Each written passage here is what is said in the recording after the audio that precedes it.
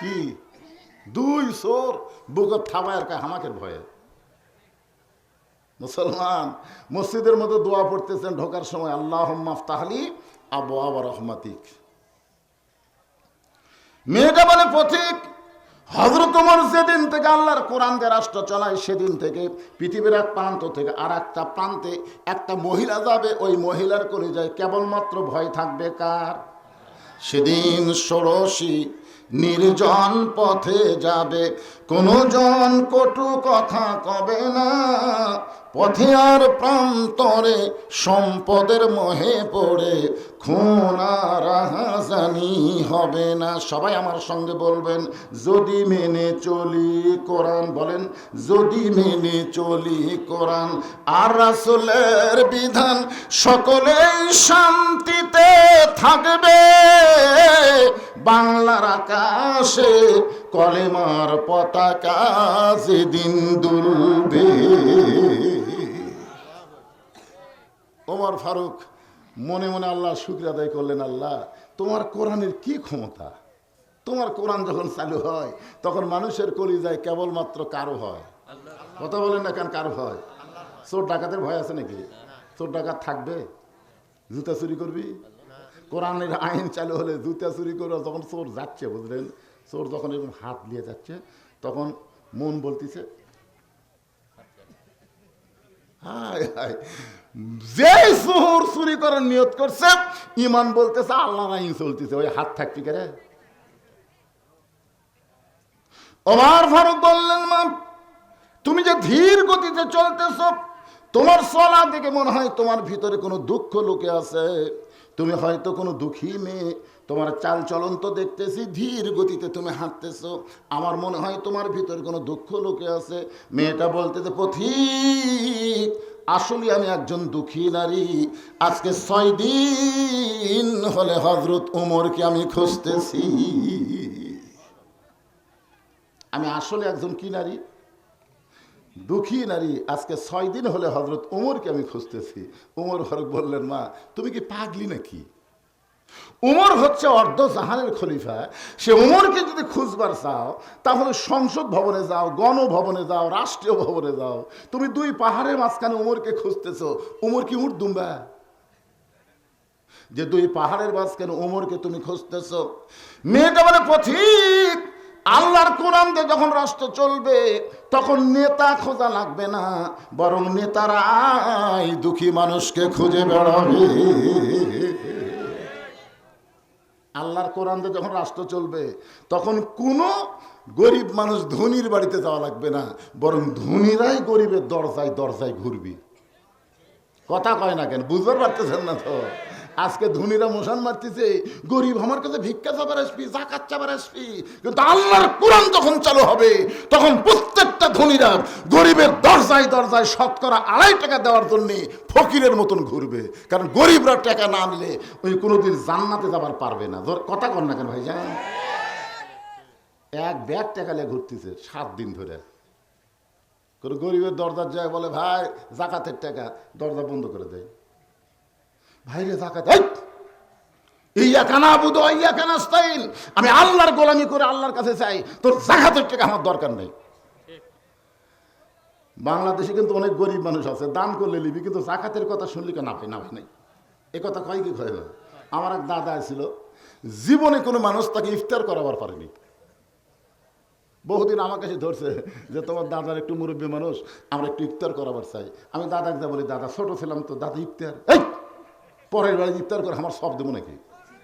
দরকার হলে 1 খুরমা খেজুর খামো, পানি খেয়ে রোজা ভাঙরে, কিন্তু পরের বাড়িতে আমি ইফতার করবো না। আসলে কোনোদিনও করেনি। আমি তারে বুঝাইছি, দাদা পরের বাড়িতে ইফতার করলে রোজার সবের কমতি হবে না। না না, সারাদিন না খাইয়ে থাকে সব দেবো নাকি? হিংসা হয়, তাই বুঝিস আগে। 7 দিন ধরে ঘুরতেছে, একটা গরিবও দরজা খোলে না। ধনী কান্দের বলে, আল্লাহ বর্তমান কোরআন যখন চালু থাকে তখন গরিব হয় ভালো, গরিব খালি দরজা বন্ধ করে বসে থাকবি আর ধনীরা খালি ফকিরের মতন ঘুরবি। 7 দিন ধরে ঘুরে কোনো গরিব পাইনি, মনের দুঃখে চলে গেছে মরুভূমির মধ্যে। যা দেখে এক বস্তা মাথার দিয়ে একজন ঘুম পাড়তেছে। দেখা গেল মনে করছে যে একবারে 7 দিন পরে গরিব পাচ্ছি রে, আসসালামু আলাইকুম, বস্তালা মাথা তুলে বলতেছে আলহামদুলিল্লাহ। দেখা গেল কয় ভাই তোর সালাম দিলাম, ওয়ালাইকুম না, কয় আলহামদুলিল্লাহ কেন? বলে 1 বস্তা টাকা 15 দিন ঘুরতেছি ভাই, গরিব নাই। তোকে দেখে গরিব মনে করে আল্লাহর শুকরিয়া আদায় করছি। আমি ঘুরি 7 দিন, তুই ঘুরিস 15 দিন, তুই গরিব গেল কোথায়? সঙ্গে সঙ্গে দুইজন আস্তাঈনু বিসসবরি ওয়াসসালাম ইন্নাল্লাহা মা'আস সাবিরিন। ধৈর্য আর নামাজ পড়ে আল্লাহর কাছে বলতেছে, আল্লাহ আমার এই ভাই ঘরে 15 দিন, আমি ঘুরি 7 দিন, জাকাতের টাকা নেওয়ার মতন কোনো মানুষ নাই, তাহলে গরিব গেল কোন জায়গায়? আমার আল্লাহ জানায়, বান্দারে সুদ ভিত্তিক অর্থনীতির কবর দিয়ে জাকাত ভিত্তিক অর্থনীতি যখন চালু হবে, ওই দেশের জন্য আল্লাহ গজবের দরজা বন্ধ করে রহমত বরকতের দরজা খুলে দিবে। বর্তমানে আমাদের বাংলাদেশে সুদ আছে না নাই? আপনারা বলেন তো, যে সুদের 1 টাকা খায় তার পাপ কতটুকু হয়? দেখছেন আমার সভাপতি সাহেব পাপের কথা না শুনেই নাউজুবিল্লাহ নাউজুবিল্লাহ বলতেছে। আসলে সুদের 1 নম্বর পাপ হলো আল্লাহর সঙ্গে যুদ্ধ করা। সুদের সর্বনিম্ন পাপ রাসূল বলতে গিয়ে 3 বার মুখ ধরছে, 3 বার। সুদের সর্বনিম্ন পাপ এ কথা বলি রাসূল মুখ ধরে। সাহাবারা বললেন, ইয়া রাসূলুল্লাহ আপনি সুদের সর্বনিম্ন পাপের কথা বলতে যা মুখ ধরতেছেন। রাসূল বলতেছে, বলতেই আমার শরম লাগতেছে। সাহাবারা বললেন, হুজুর আপনি বলেন আমরা শুনবো। রাসূল বললেন, সুদের যে 1 টাকা খায়, নিজের মায়ের সঙ্গে, নিজের গর্ভধারিণী মায়ের সঙ্গে 42 বার জিনা করার গুনাহ হয়। খালি নাউজুবিল্লাহ করে হবে না, সুদ ভিত্তিক অর্থনীতিকে মুসলমানের জমিনে কবর দেওয়া লাগবে। ধরে কোন কথা ঠিক? আর কবর দিবার গেলে বর্তমান সমাজতে হবে না, আল্লাহর কোরআনের রাষ্ট্র লাগবে। ধরে কোন কথা ঠিক কিনা ভাইজান? মেয়েটা বলতেছে, পথিক ওমর ফারুককে, আল্লাহর কোরআন দিয়ে যখন রাষ্ট্র চলবে তখন নেতা খোঁজা লাগবে না, বরং নেতারাই দুঃখী মানুষকে খুঁজে বেড়াবে। আজকে আমাদের বাংলাদেশের নেতারা কখন খোঁজে? মানে আমার কাহালুতে এক নেতা, রাস্তা দিয়ে এক ফকির আসতেছে, নেতা ড্রাইভারকে বলছে গাড়ি থামা। তো ড্রাইভার বলতে, স্যার কেউ তো নাই। বলে ওই যে আসতেছে। ড্রাইভার বলে ভিক্ষা করে খায়। আরে পাগলা, ভোটের আগে যে গাড়ি ব্রেক করছে, নেতা গাড়ির থেকে নামে ফকির সালাম দেয়, আসসালামু আলাইকুম চাচা, আসসালামু আলাইকুম চাচা। ফকির গেলে চারিদিকে মাথা ঘুরে। নেতা বলতে, চাচা কি দেখেন? বলে তুমি কাক সালাম দিলা? বলে আপনার দিলাম, কারণ ভিক্ষা করে খাই। নেতা বলতে, ভোটের আগে আপনিও ধামতাই। ও ভোটের আগে ফকির সালাম পায়, আর ভোটের পরে চামচার অত্যাচারে নেতার ধারত যাওয়া যায় না। ধরে কথা কন না কেন? হয়ে যান। শুধুমাত্র ভোটের আগে ভালো হলে হবে না। বাংলাদেশের নেতারা ভোটের আগে যেমন ভোটারের কাছে যায়, ভোট পায়া যখন নেতা হবে, এমপি হবে, মন্ত্রী হবে, ভোটের পরে যদি এমন ভাবে যায় ওই নেতা শহীদ জিয়ার মতন ওমর ফারুকের সঙ্গে আল্লাহ জান্নাত দিয়া দিবে। শহীদ জিয়ার নাম শুনছেন আপনারা? আপনাদের সন্তান ভাইজান, শহীদ প্রেসিডেন্ট জিয়াউর রহমান, ওনার সম্পর্কে মোস্তাফিয়া মাদ্রাসার তখন প্রিন্সিপাল ছিলেন আল্লামা নজিবুল্লাহ। ওনাকে ছাত্ররা জিজ্ঞেস করলো, হুজুর শহীদ প্রেসিডেন্ট সম্পর্কে আপনার মন্তব্য কি? উনি একজন আল্লাহর ওলি, আমার হুজুরও জানে, আমি তার ছাত্র। উনি তার ছাত্র। উনি বললেন, শহীদ প্রেসিডেন্ট জিয়াউর রহমান হলো ওমর ফারুকের সিমটম। ধরে কোন সুবহানাল্লাহ। গাবতলীর মানুষ ধরল, আপনাদের সন্তান আরাফার ময়দানে গাছ লাগাই দিছে, যেখানে কোটি কোটি মুসলমান সারা বিশ্বের এসে ওই নিমের গাছের ছায়া, বেহেশতের বাতাস পায়। ধরে কোন সুবহানাল্লাহ। আপনারা ধন্য, যিনি দুনিয়া থেকে বিদায় নেওয়ার পর তার সুটকেস পাওয়া গেছে যায় নামাজ আর আল্লাহর কোরআন, যিনি ধর্ম নিরপেক্ষতাকে লাঠি দিয়ে বিসমিল্লাহ দিয়ে শুরু করছে। ধরে করার কথা ঠিক কিনা? আজকে এই মাইক আলারা যদি বিসমিল্লাহ দিয়ে মাইক চালু করতো, এরকম ভরভরি হতো না। একটা বিসমিল্লাহ কয় না, এ ঘুম পাড়তিছে মালকে রে।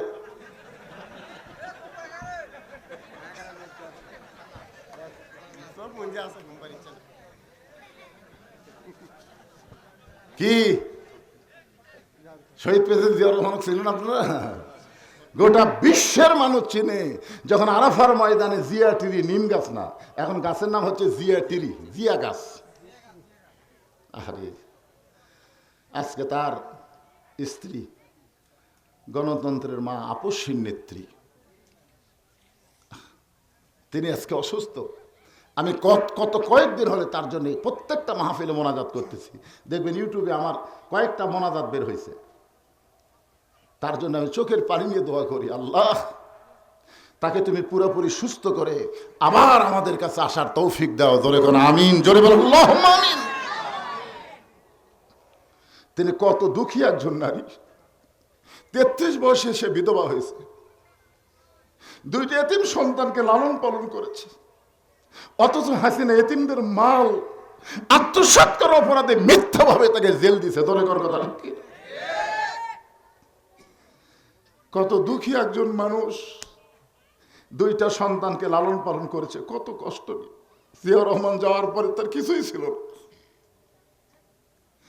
তিনি আমাদের দেশের 3 সফল মন্ত্রী।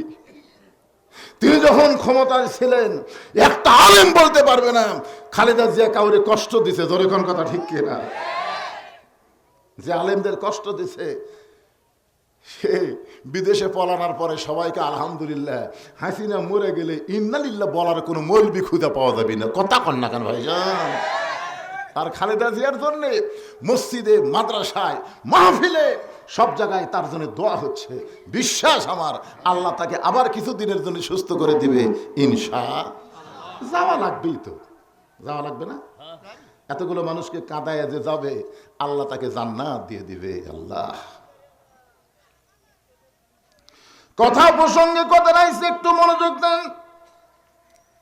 নেতা শুধু ভোটের আগে ঘুরলে হবে না, ভোটের পরেও ঘুরতে হবে। যখন আল্লাহর কোরআন দিয়ে রাষ্ট্র চলবে, সুবহানাল্লাহ বলেন। মেয়েটা বলে পথিক, আল্লাহর কোরআন দিয়ে যখন রাষ্ট্র চলবে তখন নেতা খোঁজা লাগবে না, বরং নেতারাই দুঃখী মানুষকে খুঁজে বেড়াবে। আমি 6 দিন হলে উমরকে খুঁজতেছি, আর 1-8 দিনের মধ্যে যদি উমরকে আমি না পাই তাহলে আসল জায়গায় বিচার দিব। কয়দিন হলে খুঁজতেছে? আর 1 দিন। আমি সর্বসাকল্যে 7 দিনের নিয়ত করছি। 6 দিন হলে খুঁজতেছি, আর 1 দিনের মধ্যে যদি উমরকে খুঁজে না পাই তাহলে আসল জায়গার বিচার দেব। আসল জায়গা বোঝেন? হাসিনা এত অত্যাচার করছে, আমরা জজ কোর্টত গেছি, হাইকোর্টত গেছি, সুপ্রিম কোর্টত গেছি। হাসিনা এমন বিচার করা করছে, ভালো মানুষগুলো জেলখানায় আর খারাপ মানুষ জামিন পাচ্ছে। ধরে কোন কথা ঠিক কিনা? আল্লামা সাইদি হুজুর যেদিন দুনিয়া থেকে বিদায় নিল, তাকে হত্যা করা হলো, সেদিন বাংলাদেশের সমস্ত আলেম তাহাজ্জুদের নামাজ পড়ে আসল জায়গায় বিচার দিচ্ছে। ধরে কোন কথা ঠিক কথা বলে? 1 বছর লাগেনি, 1 বছরও লাগেনি। কি হাসিনা যখন পোলা যায় তখন দেখছেন আপনারা, ছোট্ট একটা ভিডিও প্রকাশ হয়েছে, ওই ভিডিও আমি লোড করে রাখছি, মাঝে মধ্যে দেখি, কি যে মজা লাগে ভাই। আর বোন রেহানা খালি মাটির দিকে তাকে তাকে হাঁটতেছে, আর হাসিনা যাওয়ার সময় খালি চারিদিকে থাকাচ্ছে আর মনে মনে একটা গান গাচ্ছে। কতজনকে কত কি দিলাম, যাবার কালে 1 চামচারও দেখা না পাইলাম। ও আমার সাদের মালা যায় রে ছিঁড়ে, রইব না আর বেশি দিন তোদের মাঝারে। এরকম একটা গান আছে না নাই? কত চামচে আছে, তার একটা চামচাও নেই। একটু মনোযোগ দিয়ে শুনবেন। মেয়েটা বলতেছে 1 দিনের মধ্যে যদি হযরত ওমরকে আমি দেখতে না পাই তাহলে আসল জায়গায় বিচার দেব। এমন সময় হযরত ওমর হাঁটু গেড়ে বসে মেয়েটার সামনে বলতেছে, মা তুমি যেই ওমরকে খুঁজতেছ আমি হইলাম সেই ওমর। হাঁটু গেড়ে বসেছে, কারণ ওমর ফারুক যখন থেকে খেলাফতের দায়িত্ব পাইছে তখন তিনি ঘোষণা করেছেন, ফোরাতের কোলে একটা কুকুর যদি না খেয়ে মারা যায় আল্লাহ হাসরের ময়দানে ওমরকে ছাড়বে না। মেয়েটা কয়দিন খুঁজেছে? কয়দিন? 6 দিন হলে খুঁজেছে, আর 1 দিন। হাঁটু গেড়ে বসে বলতেছে, মা তুমি যেই ওমরকে খুঁজতেছ আমি হইলাম সেই ওমর। সঙ্গে সঙ্গে মেয়েটা বলি, আমিরুল মুমিনিন, তাহলে আপনি একা একা চোরের মতন কেন ঘুরতেছেন? আপনার কি কোনো চামচা নাই? কি মনে করছেন এমপি? ওমর ফারুক এমপি, মন্ত্রী, বাংলাদেশের মতন দেশের মন্ত্রী, বাংলাদেশের মতন 96টা দেশের খলিফা, রাষ্ট্রনায়ক, চোরের মতন একা একা ঘুরতেছেন, আপনার কি কোনো চামচা নাই?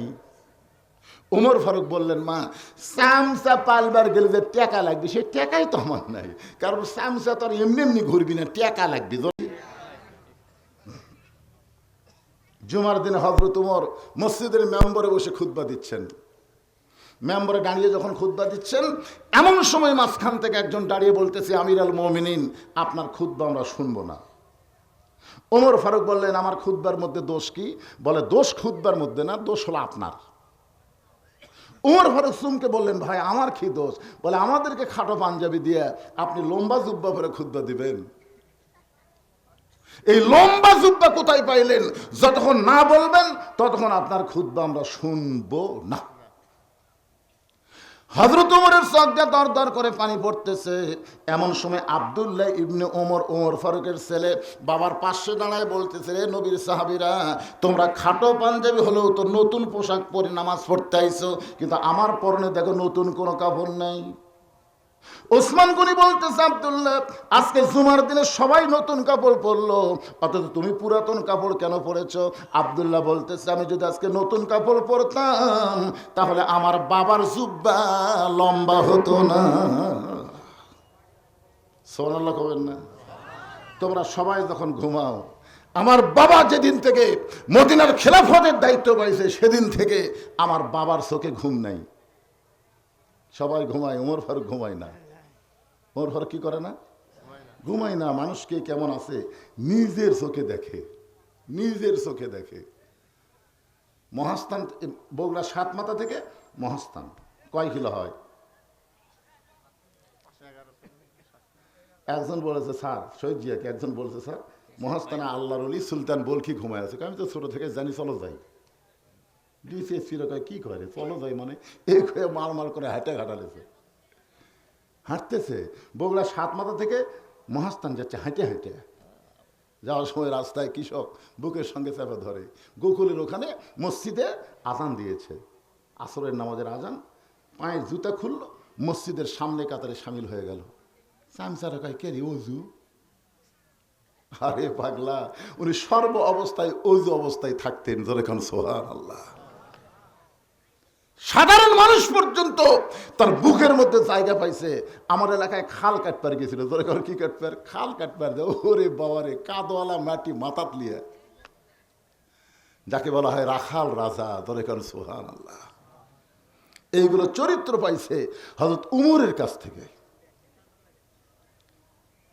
যদি বডিগার্ড নিয়ে চলাফেরা করতো তাহলে চিটাগাঙ্গে তাকে এইভাবে হত্যা করতে পারতো না। ওমাই ইয়াতাওয়াক্কাল আলাল্লাহি ফাহুয়া হাসবুহু, একমাত্র ভরসা করেছেন আল্লাহর উপর। ধরে করেন সুবহানাল্লাহ। একটু মনোযোগ দিয়ে শুনবেন। ওমর ফারুক রাতের অন্ধকারে ঘুরতেছে, কে কেমন কোথায় কিভাবে আছে। হঠাৎ ওমর ফারুক দেখতে পায় একটা তাঁবুর ভিতরে, মরুভূমিতে একটা তাঁবুর ভিতরে ছোট্ট 2টা বাচ্চা মা মা বলে কাঁদতেছে। আর মা বলতেছে, বাবা গোশত সিদ্ধ হলেই তোমাদের খাবার দেব, গোশত সিদ্ধ হলেই তোমাদের খাবার দেব। ওমর ফারুক চিন্তায় পড়ে গেল, এত গভীর রাত হয়ে গেছে, এখন পর্যন্ত গোশত সিদ্ধ হয় না। দুম্বার গোস্ত হলে বড়জোর 8 ঘন্টা লাগবে, উটের গোশত হলে বড়জোর 1 ঘন্টা লাগবে। এত গভীর রাত হয়ে যায়, এখন পর্যন্ত গোশত সিদ্ধ হয় না। এই মায়ের অন্তর কি দয়া নাই? সন্তান ক্ষুধার জ্বালায় কান্দে, আর মায়ের গোশত সিদ্ধ হয় না। ওমর ফারুক দূর থেকে দেখতে না পেয়ে এবার নিকটে গেলেন। মা, তোমার অন্তরে কি কোনো দয়া নাই? তোমার 2টা বাচ্চা ক্ষুধার জ্বালায় কান্দে, এখন পর্যন্ত তোমার গোশত সিদ্ধ হয় না। মেয়েটা বলে, পথিক রে, এই মুহূর্তে আমি যেই বিপদের মধ্যে আছি আমার আল্লাহ পর্যন্ত দেখবার পাই না। ওমর ফারুক বলে, মা আল্লাহর উপরে রাগ করছো কেন? তোমার কি বিপদ? বলে, আমার বাড়ি হলো ইয়ামিন দেশে, আমি শুনতে পাইলাম মদিনার খলিফা ওমর অত্যন্ত ভালো মানুষ, কিন্তু গতকাল বিকেলবেলা উমরের দরবারে আমার এতিম দুইটাকে নিয়ে যাব, এত মানুষের ভিড়, আমি মহিলা হওয়ার কারণে যাবার পারি নাই। নিয়ত করেছিলাম আগামীকাল সকালবেলা যাব। এই মনে করে রাতের বেলা তাবু টাঙ্গায়া আমার দুইটা বাচ্চাকে বুকের মধ্যে নেমে ঘুমাবার চাই, কিন্তু বাচ্চা দুইটার এত খিদা লাগছে, বারবার ক্ষুধার জ্বালায় যখন কাঁদতেছে, তখন আমি শুধু সান্ত্বনা দেওয়ার জন্যে পাতিলের মধ্যে পানি আর পাথর দিয়া নিচে আগুন জ্বালায় বলতেছি, বা গোস্ত সিদ্ধ হলেই তোমাদের খাবার দেব। আমি মনে করেছিলাম আমার সান্ত্বনার বাণী শুনতে শুনতে এক সময় আমার বাচ্চা দুইটা ঘুমায় যাবে, কিন্তু এদের পেটে এত খিদা, এরা ঘুম পাড়তে পারে না। আমার মনে হয় সকাল পর্যন্ত আমার সন্তান দুইটার বাঁচবে না। সঙ্গে সঙ্গে ওমর ফারুক বললেন, মা ওই পাথর সিদ্ধ করা বাদ দিয়ে তুমি তোমার এতিমকে সান্ত্বনা দাও। এই কথা বলে ওমর ফারুক এক দৌড়ে বাইতুল মালের দরজায়, আসলাম দরজা খুলে দে। আসলাম দরজা খুলে ওমর ফারুক বলে, একটা খাবার বস্তা আমার মাথায় উঠায় দে। আসলাম বলে, কোথায় নিয়ে যাওয়া লাগবে, আমি যাচ্ছি। ওমর ফারুক বলে, আসলাম রে, একজনের পাপের বোঝা আর একজন মাথায় নেয় না, দে আমার মাথায় উঠায় দে। এবার খাবার বস্তা মাথায় নিয়ে ওমর ফারুক যখন দৌড়াই, পিছন দিকতে আসলাম বলে, আমির আল মুমিনিন, এত দূরে দৌড় মারলে পরে আপনার কষ্ট হবে। ওমর কান্দের বলে, আসলাম রে, সময় মতো যদি পুষতে না পারি, এই ওমরকে আল্লাহ জাহান্নামের আগুনে পুড়ায় ফেলবে। কানতে কানতে হযরত ওমর তাবুর কাছে এসে বললেন, মা তোমার সন্তান দুইটাকে এখনো জীবিত আছে? মা, মেয়েটা বলতেছে এখনো পর্যন্ত জীবিত আছে। তাহলে এখন রুটি আর হালুয়া তৈরি করো। এবার মেয়েটা রুটি হালুয়া তৈরি করে ওমর ফারুকের হাতে যখন দেয়, অর্ধজাহানের খলিফা আত্তাকুল্লাহ, শুধুমাত্র আল্লাহর ভয়ে এই দুইটা বাচ্চাকে দুই হাঁটুর উপরে নিয়ে রুটি ছেড়ে হালুয়া মুখের মধ্যে যখন দেয়, দুইটা বাচ্চা ওমর ফারুকের দিকে তাকায় দেখে ওমর ফারুকের চোখ দিয়ে দর দর করে পানি পড়তেছে। বাচ্চা দুইটা চোখের পানি মুছে দিয়ে বলে, কে গো তুমি? বাবার দরদ দিয়ে আমাদেরকে রুটি হালুয়া খাওয়াও, আবার এমন করে তুমি কেন কাঁদতেছো? ওমর ফারুক বলে, আল্লাহ এই অধমকে জাহান্নামের আগুন তুমি রক্ষা করো। মেয়েটা বলতে, পথিক, ভালো মানুষের গল্প শুনেছি, কিন্তু মানুষ এমন ভালো নিজের চোখে কোনোদিন দেখি নাই। তুমি জাহান্নাম থেকে কেন কাঁদতেছো? আল্লাহ যদি ওমরকে মদিনার খলিফা না বানায়, তোমাকেই যদি মদিনার খলিফা বানাইতো, আমি একজন মহিলা বলতেছি, মদিনা আল্লাহর জান্নাত হয়ে যেত। আব্দুল্লাহ বলতেছে, সবাই যখন ঘুমায় তখন আমার এই বাবা, যার জুব্বা লম্বা, এই বাবা আমার দরজাত গেছে একটা পাঞ্জাবি নিয়ে। আমি দরজা খুলে বললাম, বাবা একটা পাঞ্জাবি বাইতুল মাল থেকে আমাকে দিছে, আর একটা দিবে রাখছেন? ওমর ফারুক বলতেছে, আব্দুল্লাহ রে, একটা পাঞ্জাবি তোকে দিছে, আর একটা দিবে রাখি নাই, এটা আমার ভাগত পড়ছে। এখন তুই বল, আগামীকাল জুমার দিন আমি যদি খাটো পাঞ্জাবি গায়ে দিয়ে ইমামতি করি, অনেকের নজর কিন্তু মুসল দিকে নাই, ইমামের দিকে থাকে। জোরে কর কথা কর না কেন ভাই যান? আচ্ছা, ইমামের দাড়ির দিকে মুসল্লির নজর আছেন নাই? এক মুসল্লি আমাকে মোবাইল করে বলতে, হুজুর ইমামের দাড়ি যদি এক মুষ্টির নিচে হয়, তার পাশে কি নামাজ হবে? আমি বললাম, ভাই তোমার খবর কি? আমার নাই হুজুর। তো তোর নাই, তুই ইমামেরটা লাগতেছিস? কই হুজুর আমি মুসল্লি। তার মানে বোঝা গেল, যিনি তিনি ইমাম হতে পারবে না। ইমাম হওয়ারও কিন্তু একটা বাহ্যিক একটা যোগ্যতা লাগে। ধরে কথা ঠিক কিনা? ভিতরের যোগ্যতা তো লাগে, বাড়ার একটা যোগ্যতা লাগে না? কথা কন ভাইরে, আপনার কি মন খারাপ করতেছেন? এক মেয়ে আমাকে বলতে, হুজুর আমার স্বামী এত সুন্দর, আমার স্বামী নিয়ে যখন রাস্তার বের হই, রাস্তার মেয়েরা খেলে আমার স্বামীর দিকে তাকে থাকে। হুজুর এমন কোনো দোয়া আছে যে দোয়া আমল করলে আমার স্বামীর দিকে কোনো মেয়ে তাকাবে না? তখন আমি বললাম, মা একটা দোয়া আছে। বলে, সেটা কি দোয়া হুজুর? আমি বললাম, তোমার স্বামীকে চাচা বানাও। মেয়েটা বলতেছে, কি করলেন হুজুর? একটা আলেম হয়ে আপনি কি করলেন? আমি বললাম, চাচা কবার করিনি, চাচা বানাবার করছি। তুমি যেভাবেই হোক তোমার স্বামীকে চাচা যেরকম হলে হয় সেরকম বানাও। হাত পাও ধরে ওই 4 আঙ্গুল দাঁড়িয়ে থো আছে, যেভাবেই হোক। ওই মেয়ে আমাকে একদিন মোবাইল করে বলতে, হুজুর আমার স্বামীকে রাস্তা দিয়ে যখন যাই, একটা মেয়েও আমার স্বামীর দিকে তাকায় না। যদি কেউ তাকায় আর সালাম, চাচা কেমন আছেন, তা আমার সামনে আমার স্বামী যখন চাচা কয়, আমার মন খারাপ হয় না। কিরে ভাইয়ের দলেরা ভাই সারা জীবন ভাই থাকেন না, চাচা হওয়া লাগবে কি লাগবে না, জোরে কোন লাগবে কি লাগবে না? দাড়িও কামাছে, মোছও কামাছে, একে দুটাই কামাছে। মাথার দিছে টুপি, ওই জাতীয় ইমাম মাথার কি দিছে? টুপি দিছে। বউ এখন কাছে টাকা বলতেছে টুপি খুলে আমার কাছে আসেন। তো স্বামী কয় কি হয়েছে? কয় ড্রেসিং টেবিলের সামনে যাবো, চলেন। স্বামী স্ত্রী দুইজন ড্রেসিং টেবিলের সামনে যাবো। বউ বলতেছে আল্লাহ যদি আমাকে মোজ দিত, আল্লাহ যদি আমাকে দাড়ি দিত। এই পাগলি, মেয়ে মানুষের কোনোদিন দাড়ি মোছ হয়? বউ কয় এই মরদ, পুরুষ মানুষ কোনোদিন দাড়ি মোছ চাচা হয়? কি কোন মরদের একটা সাইজ নেই? কথা কন না কেন ভাই, মরদের একটা সাইজ নেই?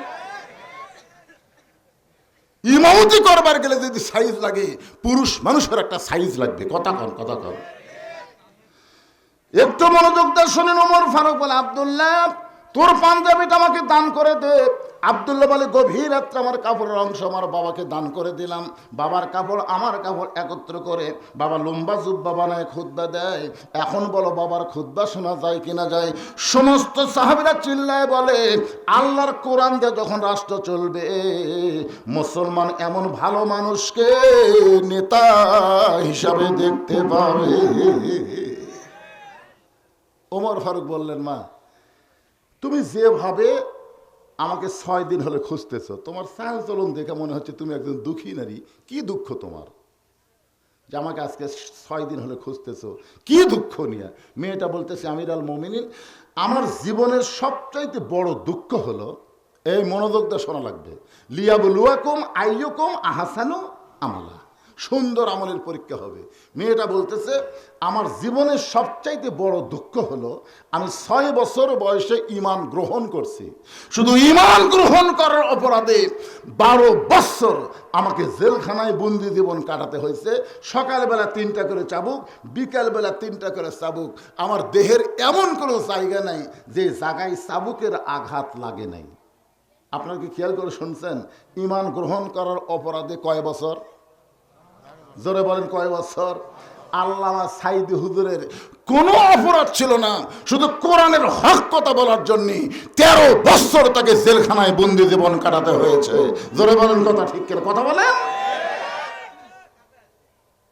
কে কোন দল করে সেটা ভিন্ন না, সাইদি সাহেব সব দলের কাছে ভালো মানুষ। যারা একেবারে উতুল্লিম বাদা জালিকা জানিম, আমি আর বাংলা কম না, তাহলে আরবিটা কোনো এরা ছাড়া বাংলা কলেজ ভিতরে, বাংলা কলেজ ভিতরে সব জায়গায় বাংলা কলেজ। না না, ভয়ের কথা বলতেছি না ভাই রে।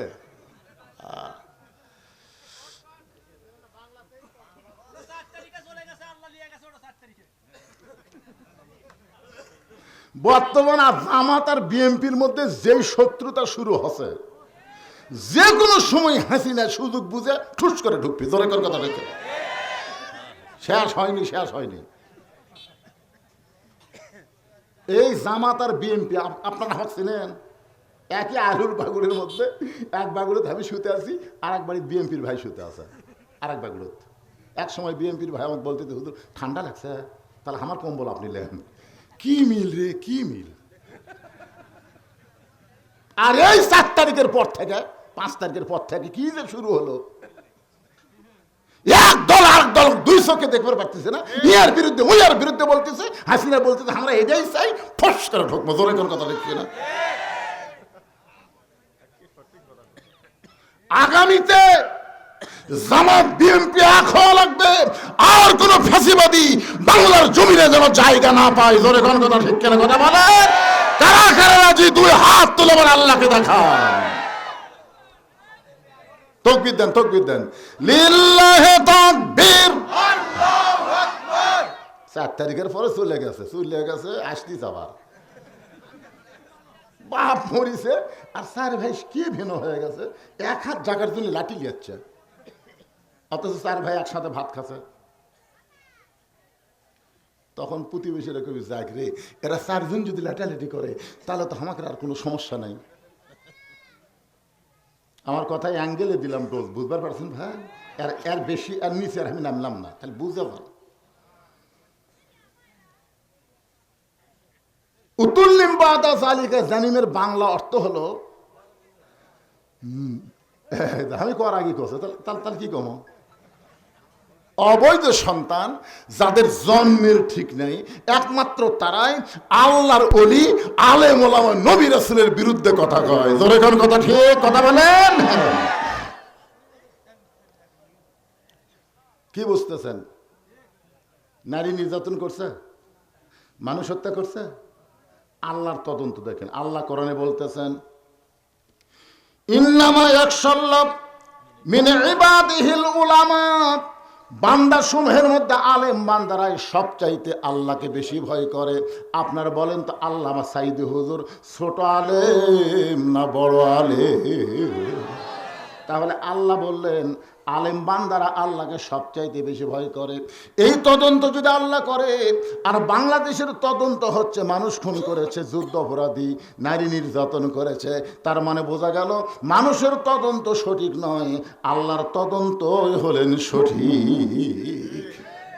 50 বছর কোরআনের হক তাফসীর করছে, 50 বছর। রেজাল্ট হলো 13 বছর জেলখানা।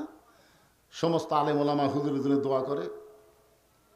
হুজুর দিন দিন যেমন সুস্থ হচ্ছে, আল্লাহ রহমতে খালেদা জিয়াও সুস্থ হবে ইনশাল্লাহ। আলেমদের দোয়া কারো না কারো আল্লাহ কবুল করবে, করবে না ভাইজান? সবাই দোয়া করে কোরআনের পাখিকে আল্লাহ তুমি হেফাজত করো, সুস্থ করো। জেলের মধ্যে টকটকা সাইজ বাড়ে। আপনারা দেখেননি এই হাসপাতালে যাওয়ার আগে গাড়ির থেকে বাইর হয়েছিল, আপনারা দেখেননি? সে ছবি দেখেননি? কি একটা হাসি দিল। আর ওই লোকটা ভালো মানুষ, হাসপাতালে গেল।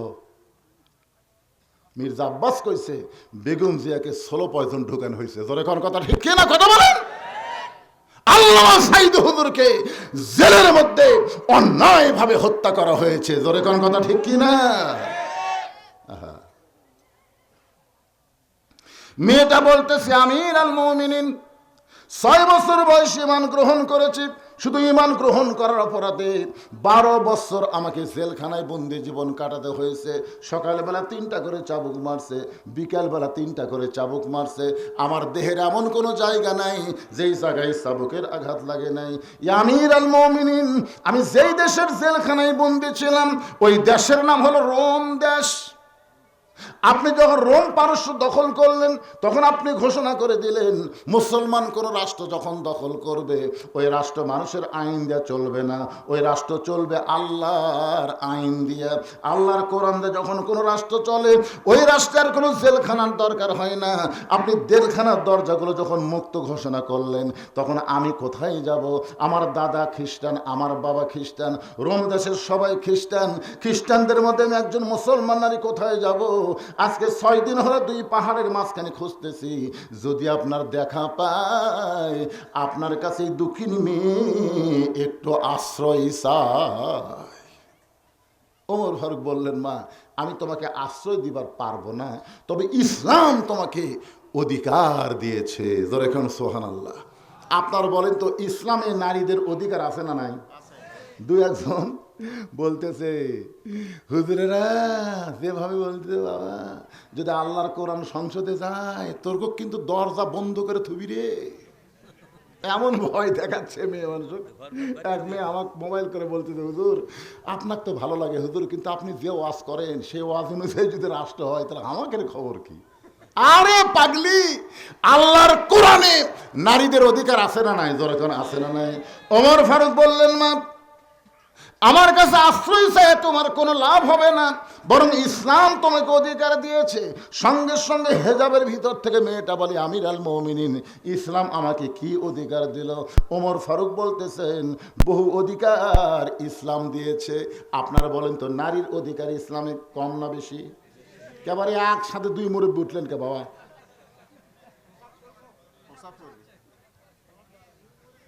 না, 2 জন একসাথে ওটার মধ্যে না না না, করুক, পেশাব করবে তো। শোনেন শোনেন, রাত 9টার সময় যখন বিছনাথ শোবার যান, আপনি কি ঘুমের মধ্যে পেশাব করেন না ঘুমের আগে করেন? ঘুমের আগে কেন করেন? যে ঘুমের একটা দাম আছে, এই পেশাবের কারণে আমার ঘুমের ক্ষতি হোক, এটা আমি চাই না। পেশাব করিয়া তারপরে ঘুমাবার যাই। আপনার বলেন তো, আল্লাহর কোরআনের দাম আছে না নাই? তো বদরুশীদ ওটার আগেই পেশাব করবেন, বদরুশীদ ওটার আগেই, ওটার পরে পেশাব করবো জানকে রে। আপনারা বলেন আমি কি আমার বাপ দাদার কথা বলতেছি না আল্লাহর কোরআন থেকে কথা বলতেছি? তাহলে আল্লাহর কোরআনের দাম আছে না নাই? জোরে করে আছে না নাই? একটু গুরুত্ব দিয়ে কথাগুলো শুনবেন ভাইজান। ওমর ফারুক বললেন, মা ইসলামী মায়ের অধিকার আছে, ইসলামী মেয়ের অধিকার আছে, ইসলামী বিবির অধিকার আছে, সব জায়গায় নারীদের অধিকার ইসলামে আছে না নাই? আপনাদের কাছে কোনো অধিকার নাই? এক বউ আমাকে প্রশ্ন করলো, হুজুর ইসলামী বইয়ের কি অধিকার? আল্লাহ বললেন, হুন্না লিবাসুল্লাকুম ও আনতুম লিবাসুল্লাহ হুন্না। স্বামী হলো বিবির পোশাক, বিবি হলো স্বামীর পোশাক।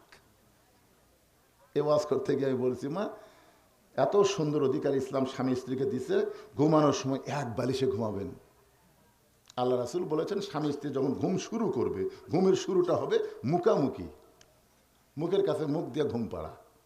মেয়েটা আমাকে বলতেছে, হুজুর এ হাদিস কন না, হুজুর এ হাদিস কন না, কারণ আমার স্বামী এমন বিড়ি খাওয়া খায়, এই ঘরের মধ্যে ঢুকলে মানে ভোকরা ফাটা ঢুকছে, হুজুর এই মুখের কাছে মুখ ছিল, আমি বাঁচবো না হুজুর।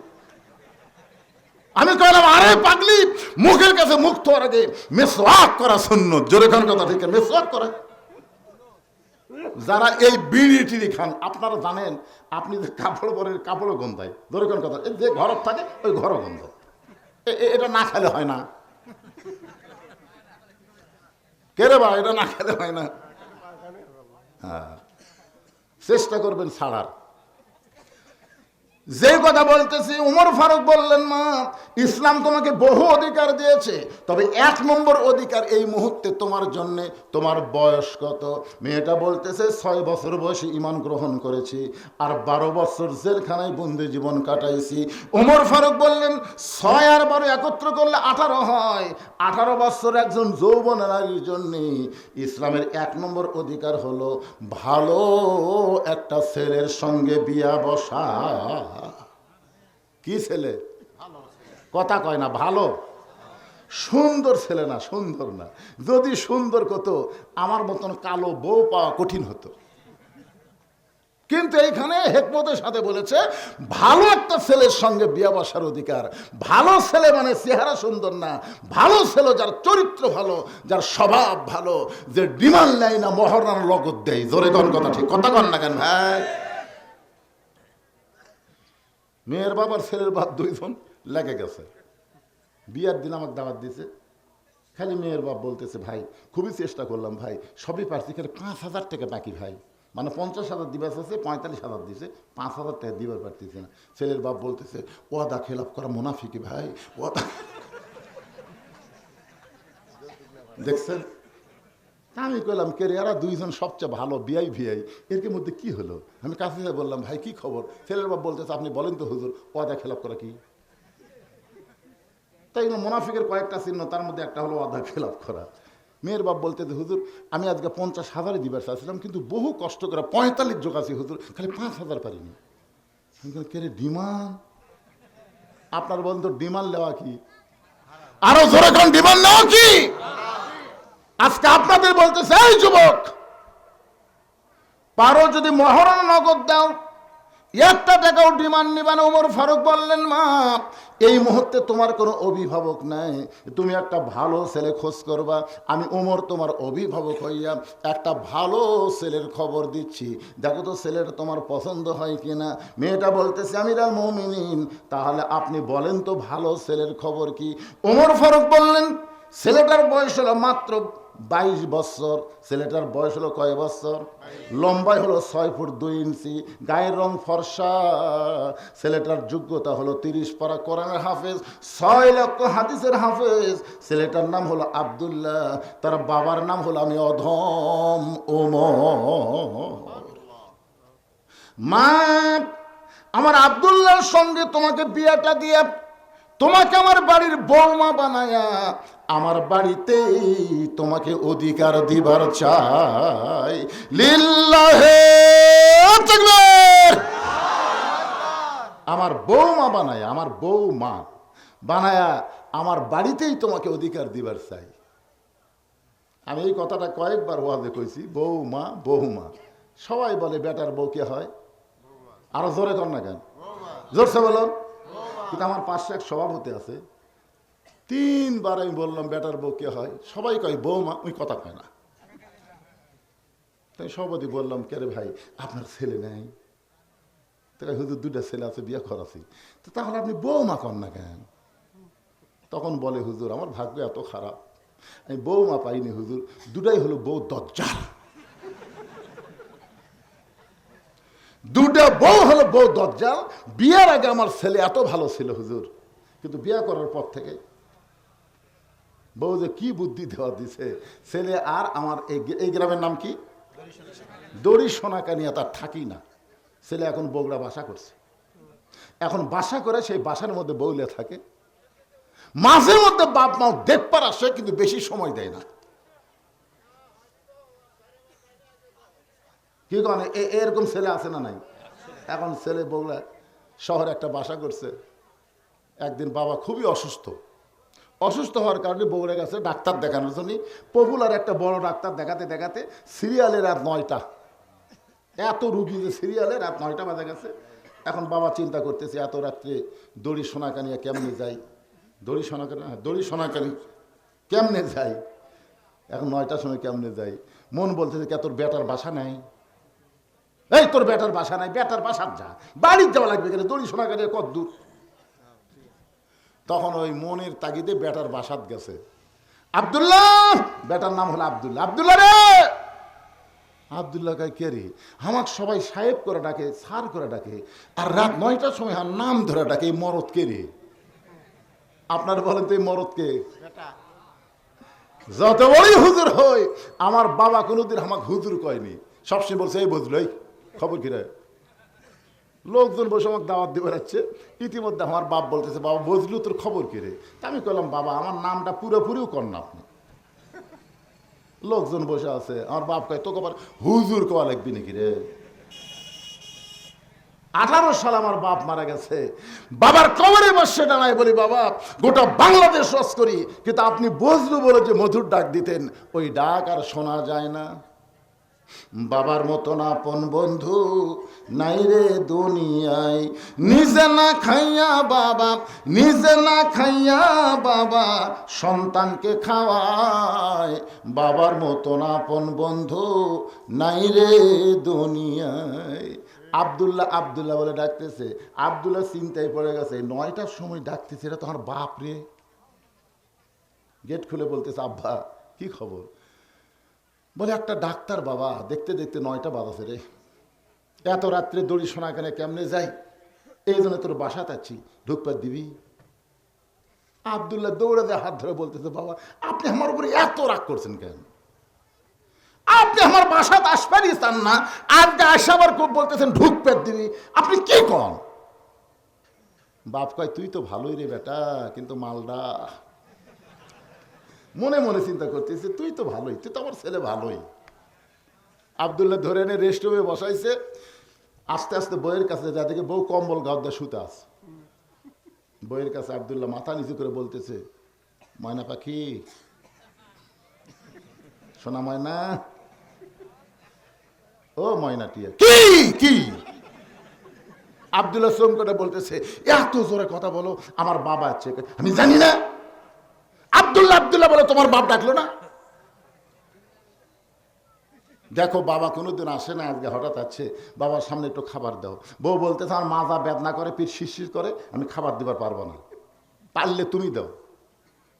বাপ কয় কে রে আব্দুল্লাহ তুই কি মনে করিস হোটেলে দরজা বন্ধ হচ্ছে? আকবরে হোটেলে 11টা বন্ধ খোলা রে, আমি ভাত খাই যাচ্ছি রে পাগলা, খালি থাকার জায়গা নেই দেখে তোর বাড়ি যাচ্ছি।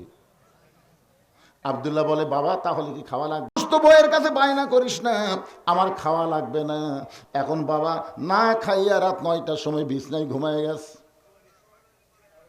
রাত যখন 11টা বাজে এমন সময়, রাত যখন 11টা এমন সময় আব্দুল্লাহর শালা, বইয়ের ছোট ভাইকে আপনারা কি কন, শালা এসে দরজায় ডাকতেছে। আব্দুল্লাহর বইয়ের নাম হলো শেফালি। শেফালি আফা, শেফালি আফা।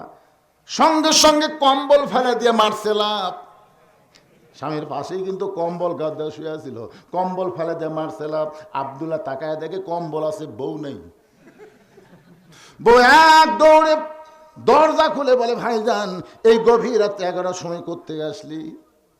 ভাই বলতেছে আপা ক্রাম বোর্ড খেলতে খেলতে এত রাত হয়ে গেছে, আমার ঘড়ি দেখার কথা মনেই নেই, একটু ঘরে ঘুমাবার চাই। বোন বলতে তুই পাগলা হয়েছিস নাকি? আমার কলেজার টুকরা ছোট ভাই, তুই না খাইয়া ঘুমাইলে আমার চোখত কোনো ঘুম নেই। এখন ভাইয়ের সামনে মাছ গরম, ভাত গরম, তরকারি গরম, সব গরম করে সামনে দিয়া ওই ডাইনিং টেবিলে চেয়ারে বসায় বলতেছে খা ভাই খা ভাই।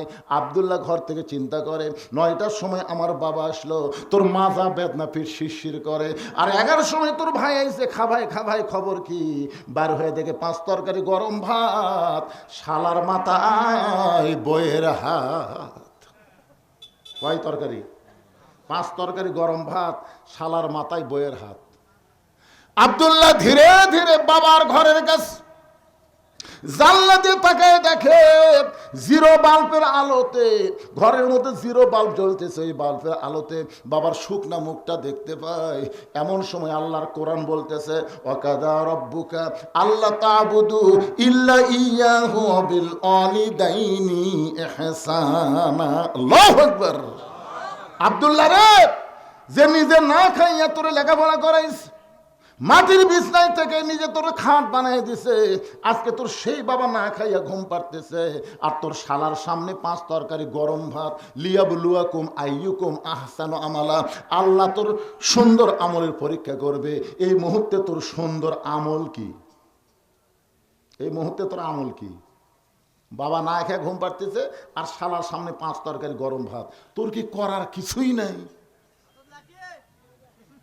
জোরে কোন করার কিছু আছে না নাই? আব্দুল্লাহ চিন্তা করে করবার তো বহু মন চায়, কিন্তু বর্তমানে নারী নির্যাতনের কেস হবে, মরদ নির্যাতনের কোনো কেস নাই। জোরে কোন কথা ঠিক না? বর্তমান যেই পরিবেশ চলতেছে, এই পরিবেশে নারী নির্যাতনের কেস আছে না নাই? আবার কই মাথা ঝকান কেন? আছে না নাই? কিন্তু মরদ নির্যাতনের, মরদ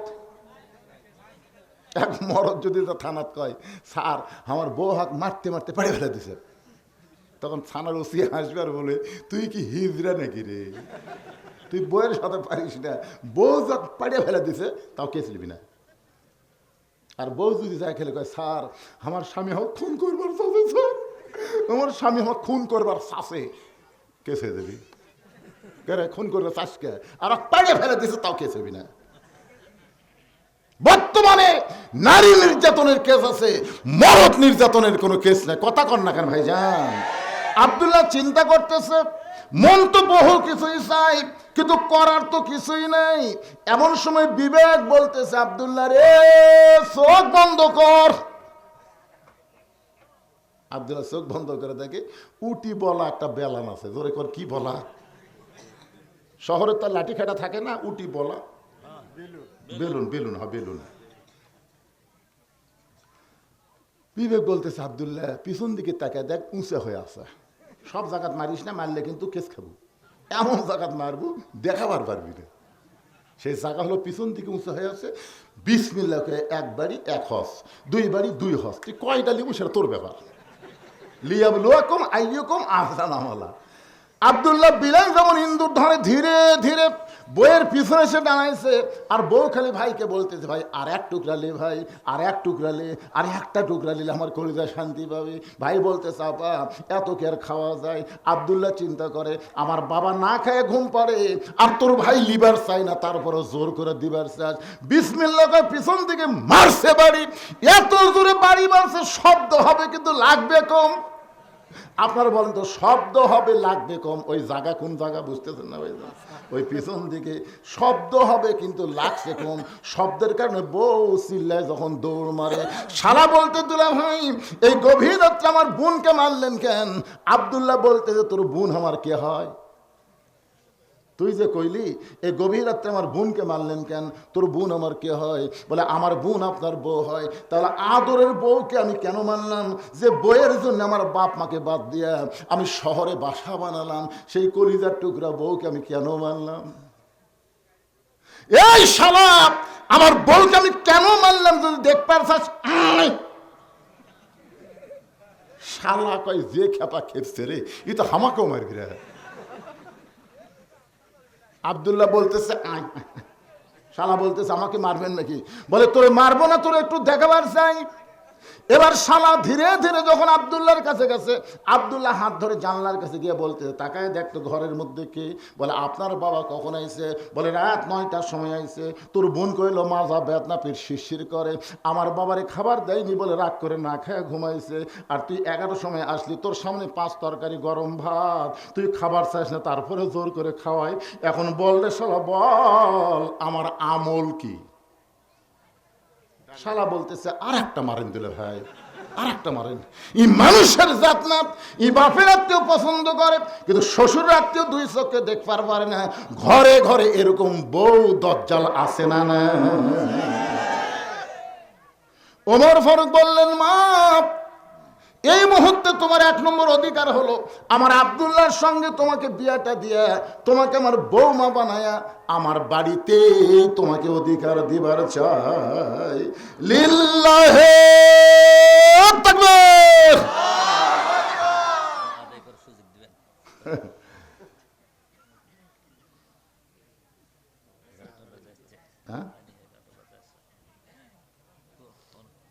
আসলেই তো তাই, যে ভাবে ওয়াজ করতেছে আপনার যে ভাবে বসে আছে, এই 2-3 জন দেখি উঠে বসে পেশাব করে যাচ্ছে, কিন্তু ওরা যাচ্ছে না। ওই দেখেন একটা গেছে আবার এসে বসেছে। ওয়াজ তো হবেই রে পাগলা, ওয়াজ তো হবেই। কিন্তু মুরব্বী একটা কথা বললো, বেশি লম্বা আদায় না, এই গামছা দিয়ে মসজিদের উন্নয়ন কল্পে মাহফিল তো, এদের ভিতরে আবার এরকম এরকম করতেছে, বুঝতেছেন না? যে হুজুর খালি টানা ওয়াজ করতেছে, তাহলে আমাকে মসজিদের কিছুই কবি না। এই ব্যাগ আলারা কোথায়? এই ব্যাগ আলারা, কারা কারা ব্যাগ নিয়ে আছেন দেখি। 5 মিনিটের মধ্যে আদায় কমপ্লিট করে তারপর আবার একটা নামাজ হবে। অসুবিধা আছে ভাইজান? হ্যাঁ, একটু মেহরবানি করে যান, ভিতরে যান। মাহফিলের যারা ছেলে, যাদেরকে আপনারা বিশ্বাস করে ব্যাগ দিয়েছেন, সবাইকে আবার ব্যাগ দিয়েন না, টাকা তুলে আরেক দিকে চলে যাবি। কারণ হিরোইন খোর, গাঁজা খোর, ইয়াবা খোর, বাবা খোর বেশি হয়ে গেছে, জোরে কর ঠিক কিনা? এই জন্য বিশ্বস্ত লোককে আপনারা দেবেন। আল্লাহর ঘরের জন্য মাহফিল, আল্লাহর ঘর, জোরে কোন কার ঘর? কেন আর হাতে ব্যাগ নাই, খালি ঘুরতেছে, তার মানে? ও আচ্ছা আচ্ছা আচ্ছা। এই রুমালটা ভালো করে ধরেন রে ভাই, টাকা দিলে যেন ভিতরে থাকে, ভালো করে ধরো। হ্যাঁ, ভালো করে ধরো। আমার মায়েরা যারা পর্দার অন্ত আছে, মা আপনাদের কাছেও মসজিদের উন্নয়ন কল্পে ব্যাগ যাবে, রুমাল যাবে, আল্লাহর রাস্তা আপনারাও দান করবেন ইনশাআল্লাহ। মহিলাদের মধ্যে 6 জন সেট করা আছে, আপনারা বিশ্বস্ত লোকই দিয়েছেন, তাই না? মাশাআল্লাহ। আমার মায়ের আল্লাহর রাস্তা আপনারাও দান করবেন। এই পিছনে যারা দাঁড়িয়ে আছেন, আপনারা বসেন তো, বসেন বসেন। আল্লাহর ঘর মসজিদের জন্য আপনাদের মন কি দিবার চাচ্ছে না? পৃথিবীর শ্রেষ্ঠ জায়গার নাম কি? আরো জোরে। এই যারা কথা কন না কেন, টাকা দেন বা না দেন, কথা বলেন। পৃথিবীর শ্রেষ্ঠ জায়গার নাম কি? আর সবচাইতে খারাপ জায়গার নাম কি? হাট বাজার। দেখছেন এই বাচ্চা কাচ্চা বাজার? আল্লাহ রাসূল বলেছেন, কেউ যদি মসজিদ বানায়, আল্লাহ তার জন্য জান্নাতে একটা ঘর বানায়।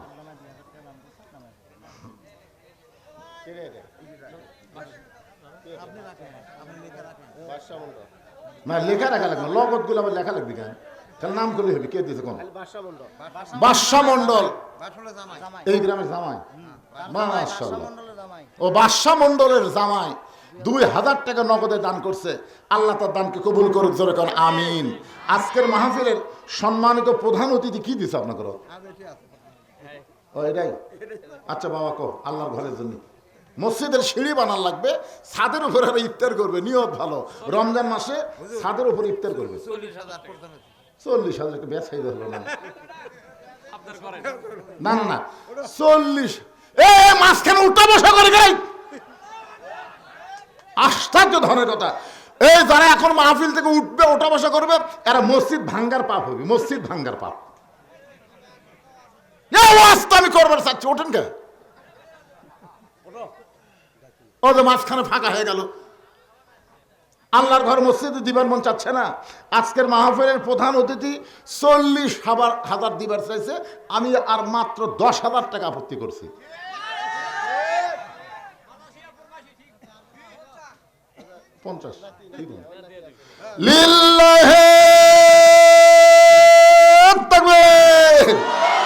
আজকের মাহফিলের সম্মানিত প্রধান অতিথি 50,000 টাকা ধরে বলেন মারহাবা। আমরা সবাই তার জন্য প্রাণ খুলে দোয়া করব, দুনিয়াতে যেমন কোরআনের মাহফিলে তাকে প্রধান অতিথির সম্মান দেওয়া হয়েছে, এমন সম্মানে আল্লাহ যেন তারা জান্নাত দিয়ে দেয়। ধরে কার আমিন। আচ্ছা, আজকের মাহফিলের প্রধান মেহমান দুটো আছে। দুইটা হলো প্রধান মেহমান, জনাব মোহাম্মদ মিল্লাত হোসেন আর জনাব রুবেল মন্ডল। এই দুটো কোটি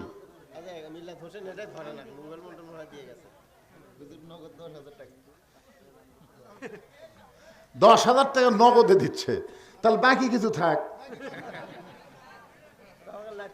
লাতি হয়, তাই বাকি থাকলে কোনো সমস্যা নাই। তাহলে আপনারা লাতির কাছে আবদার কিরকম করতেছেন?